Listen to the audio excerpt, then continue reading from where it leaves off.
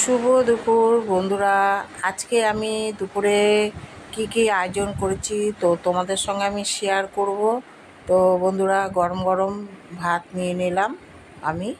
তো ভাতটা আমি একটু গুছিয়ে নেব সুন্দর করে। ভাতটা একটু গুছিয়ে নিলাম, সুন্দর করে ভাতটা গুছিয়ে নিলাম।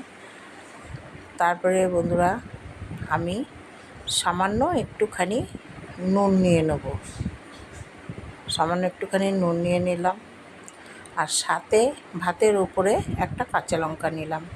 তারপরে আমি কচু পাতা শাক রান্না করেছি। এটা রান্নাটা করেছি সিদ্ধ করে ফেলে, তারপরে কালো জিরা ফোড়ন দিয়ে রসুন দিয়ে এই শাকটা করেছি। খুবই ভালো লাগে খেতে কচু শাকটা। তারপরে আম ডাল করেছি, মুসুরির ডাল দিয়ে আম ডাল করেছি। তো আম ডালটা আমি নিয়ে নিলাম, আমি আর এক পিস আম নিয়ে নিলাম। তারপরে আমি রান্না করেছি ভেটকি মাছের কাঁটা। তো ভেটকি মাছের কাঁটা রান্না করেছি, খুবই ভালো লাগে ভেটকি মাছের কাঁটা। সেটা ভালো করে লাল করে ভেজে নিয়েছি কাঁটাগুলো। তারপরে আদা রসুন পেঁয়াজ লঙ্কা সব কিছু দিয়ে মশলাটাকে কষিয়ে তেলে জিরে তেজপাতা ফোড়ন দিয়েছিলাম। তারপর মশলাটা ভালো করে কষিয়ে সুন্দর করে তারপরে নামানোর আগে কাঁটাগুলো দিয়ে নামানোর আগে গরম মশলা দিয়ে দিয়েছি।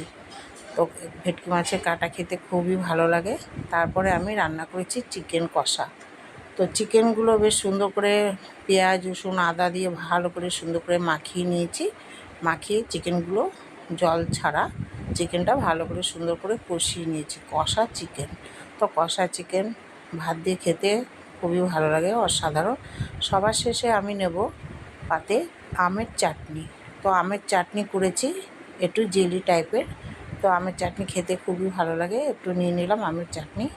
এরপরে আমি নিয়ে নেবো একটা রুই মাছ ভাজা। তো বন্ধুরা, আমার থালিটি কেমন লাগলো, ভালো লাগলে লাইক কমেন্ট করবে। Thank you so much.